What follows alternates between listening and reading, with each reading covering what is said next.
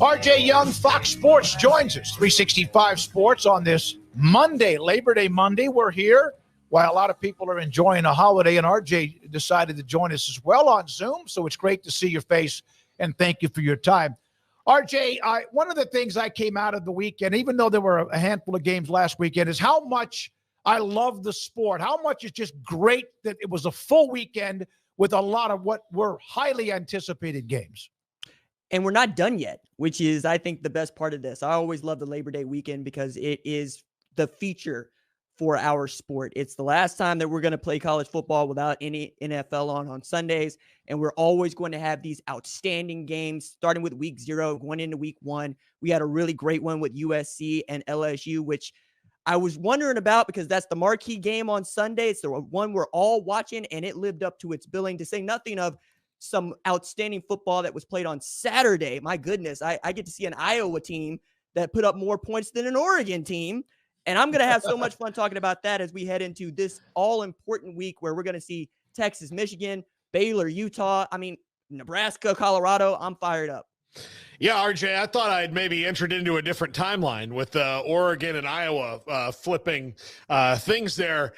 You're one of my favorite ones to watch because you have great opinions on things. I'm curious. So Dabo Swinney has gotten a lot of heat for not using the transfer portal, and that certainly was a part of why they lost to Georgia the other day, and a large part of it. But the other thing I think that is evident that if he's doubling down on high school recruiting, the kids he's recruiting out of high school seem like they're well behind the kids that Georgia are recruiting out of high school too.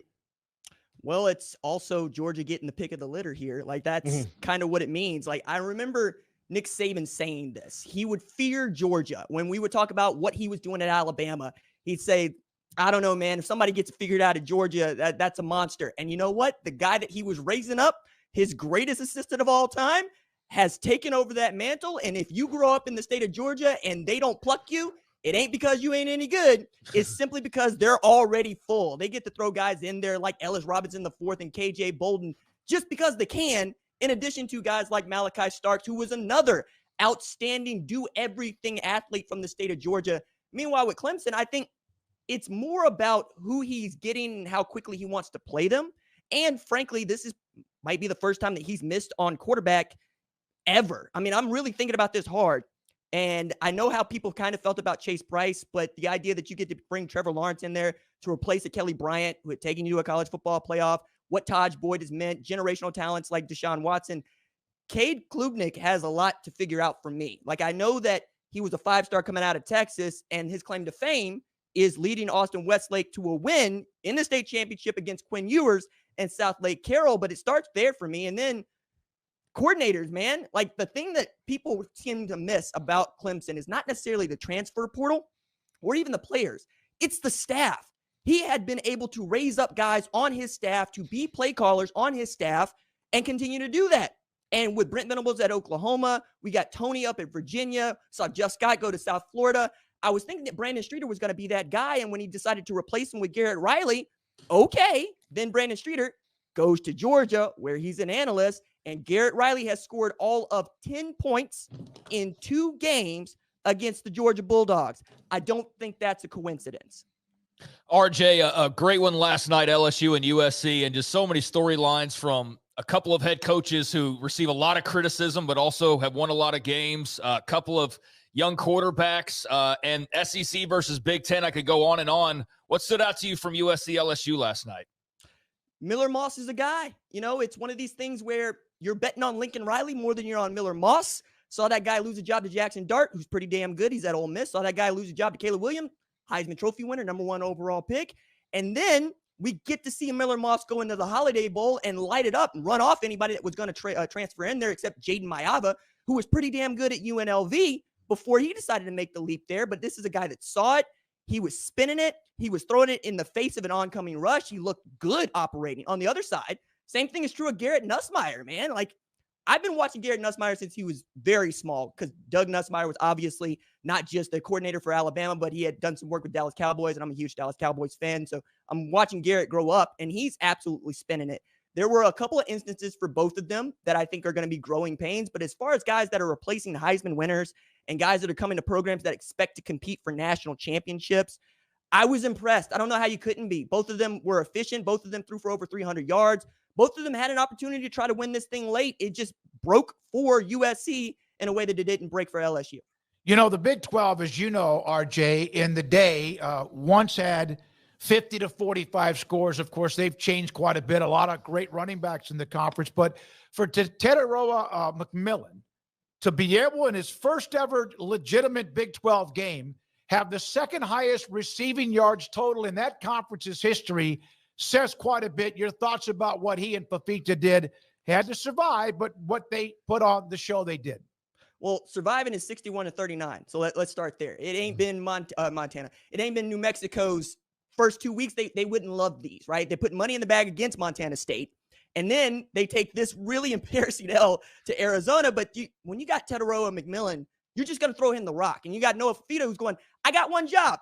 I'm going to throw it to that guy. If you can stop him, great. That's going to stop us. But when that man is going for over 300 yards receiving, the first 300-yard receiver since Jackson Smith and Jigba did this to Utah in the 2022 Rose Bowl, I mean, that's what it is. I remember when we were talking about Colorado joining the conference along with Arizona, and people were telling me that Travis Hunter is one of the better wide receivers in the league. And I'm going, I don't know, man. I think I got 5 guys that I would want before I want him at wide receiver, and he is one of them. I don't know what you're going to do with that guy in the rest of Big 12 play, because it's not as if people aren't bracketing him. It's not as if people aren't double covering him. And it's not as if Noah Fafita is unafraid to throw into that traffic. He's just got a guy that can go up and get it. I'm very excited to see what Arizona can do with an offense that is going to score a lot of points. What were your thoughts on Colorado and North Dakota State? They're better, like at certain things, but they still look like they're going to be finesse first, and that maybe they're not, the meat and potatoes isn't quite there yet. I'm not sure that it's finesse first so much as it's high school football, right? Okay. Yeah. I've got a couple of players that are better than your players, and I'm going to trust them to go win football games for me. I mean, when you look at this team, it's Shedeur Sanders, it's Travis Hunter, and it's Jimmy Horn Jr. So it's 2 wideouts and a quarterback. They still can't really block for him, but he's good enough to make it work. He's a hardy dude, and frankly, he's performing like I would expect a first-round draft pick, a quarterback, to perform with a line that isn't great, right? They still can't run the football. They still can't stop the run. And North Dakota State probably gave them more than they wanted. And I look at it this way.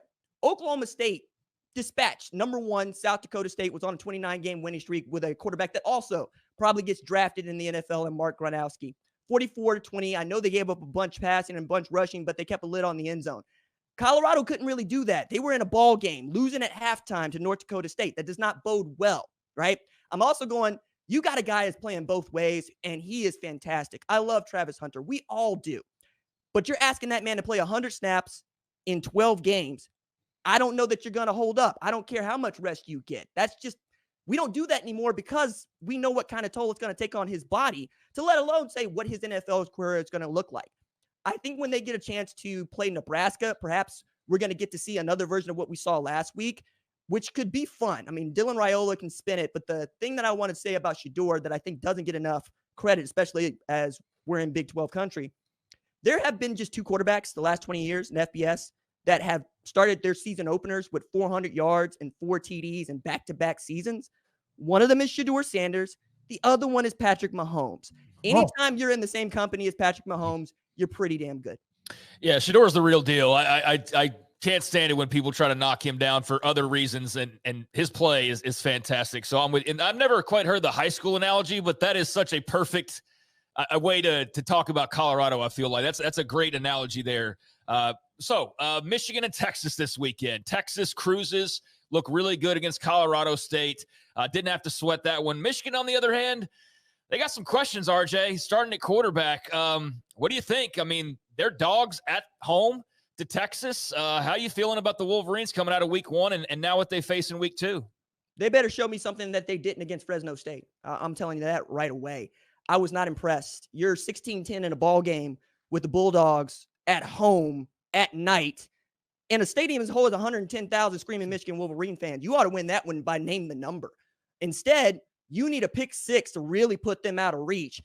And it's one thing to talk about the quarterback play, right? Davis Warren being a starter. I don't care who talks to you about it, out of Michigan. That surprises me. Alex Orji was supposed to be the guy. We know that because he was in the J.J. McCarthy spot last year that J.J. McCarthy was in when Cade McNamara was starting quarterback at Michigan. But knowing that you can't trust him to throw the ball where it needs to go, that's a red flag. Davis Warren does not have the athleticism that Alex Orji has. And he wasn't particularly efficient throwing the ball either. Now, on top of all of that, that ain't what Michigan has been built around in the Harbaugh era and what Sharon Moore is selling. We're going to run the football. We're going to play sound defense. They played sound enough defense, but I saw Will Johnson get cooked as much as I saw him making plays. That still isn't the thing that concerns me. The thing that concerns me is Donovan Edwards has not done diddly squat since he got to Michigan in the regular season. We're talking about a great game against Ohio State, so that's one. And then we're talking about really showing out in Big Ten championship games and in the college football playoff. But you got to get to that spot this year. And he's supposed to be the alpha in that backfield, quarterback or otherwise. I want to see that guy go at Texas's chest and put up the kind of numbers that he did against Washington. Because what you can't do if you are Michigan is lose to the team that lost to the team that you beat to win the national championship. Other thing I'm looking forward to, and this is Texas fans, please do me a favor on this one. Okay, I know I'm from Oklahoma, but do me a favor. I need you to go and find a photo of Bill Engvall, and I need you to put it on posters and on flyers and just hand them out to Michigan fans. And when they ask you, just tell them, here's your sign. You ain't got to steal anything. Oh, my God. I absolutely love it. Your thoughts about Georgia? We knew they were good. They reiterated that emphatically with what they did to Clemson. But, my goodness, it was not even close. And I know there's a lot about what Dabo doesn't do in the transfer portal. But won't Georgia do this to a lot of people? I think so. But it's who they did it to and it's how they did it. Like, the way I look at this is my preseason top 25 had Ohio State at 1 and Georgia at 2. We'd all heard about what Ohio State had put together in the transfer portal and what that roster looks like. And then you add Chip Kelly to this, and you can understand what they feel they have and what they're chasing. National championship. They need to win on November 30th against the Wolverines, and they need to win the national championship. And then I watched Georgia take apart Clemson. I absolutely dismantled them. They were never in that ball game, and they were never going to have a chance to be in that ball game. I did not expect that level of dominance from the Georgia Bulldogs. For instance, Ohio State beats Akron 52-6 at home, but they trailed Akron 3-0. Akron got more in common with an FCS opponent than it does the Buckeyes. Meanwhile, Georgia takes on a top 15 Clemson team that is expected to compete for the ACC title and throttles them, takes them by the neck, and stays on top of them, just sitting on them, saying, we're going to do what we want to you. We don't need Trevor Etienne to beat you. It's okay. We don't need everybody to be healthy to go after your chest. We're just going to go right through you like we do everybody else. And they have won 43 of their last 45. And guys, the 2 losses are to Nick Saban's Alabama. And guess who ain't at Alabama anymore? They're wildly impressive to me. So I'm going to take the stance of, until somebody beats Georgia, going to just go ahead and say that Georgia's the number 1 team in the country. Unbelievably dominant. The Miami-Florida game was really interesting to me in a lot of regards, RJ, in that Cam Ward looks like he might have flipped the ACC, that decision of him going to Miami instead of FSU might have put Miami in the driver's seat. Now, we got to see if Mario Cristobal can get out of his own way in the close games, but Miami appears on the way up, and Billy Napier doesn't have a lot going on there. Does he make it through 6-7 games at Florida if this is what they are?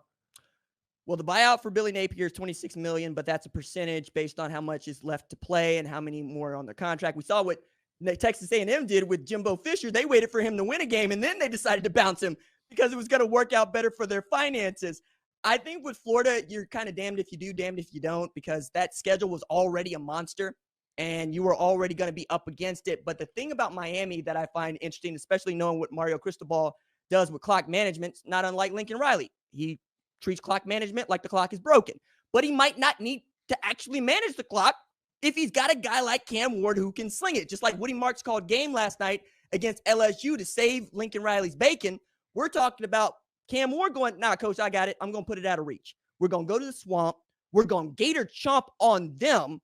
I'm going to put up 385 in my debut, and then I'm going to throw the ultimate shade. I'm going to tell you that Coliseum in LA is louder than Ben Hill Griffin Stadium. Guys, church mouses. That's what they got at the Coliseum. It's never full. When is it ever full? And yet this dude is chirping. I'm with it. Other thing about the Miami part, SEC, they needed a win because Vanderbilt went and got one against Virginia Tech. Yeah. So what are we going to tell about the ACC if Miami didn't win this football game? Yeah, no question about it. By the way, and then not only that, but after the game, the Miami football players were talking to the recruits who were there as a guest of Florida. I mean, it's like going into the house and stealing somebody, right? It was man. That's what we're doing now, though, guys. Like I was thinking about it this way. I did my Ultimate 134 preseason rankings, and then I followed up with my top 100 superstars at Fox Sports. Just who are the stars in our sport that play this game? And the way that one of my editors put it was like, oh my goodness, RJ, you're telling me who we're actually going to be bidding on in the portal next year, because that's what's going to happen. If DJ Lagway does not start against Samford, or if you find a way to put Graham Mertz back there, what do you think is going to happen to your 5-star number 1 overall quarterback from the 2024 class? Is it possible he looks at Cam Ward leaving and going, I don't know, man, Miami looks like a good spot for me. So those conversations have some merit. No question. And he might end up back near his home at A&M the way they looked at offense. Hey, RJ, great segment. Love the passion. And I'm glad we were able to make this happen. And I'll be back in touch with you. We appreciate you very much for being a part of the show. And good luck with what you do the rest of the way. Thank you, guys. I appreciate you. Man, that was a great segment. Appreciate that from all angles, from national to players to the performances to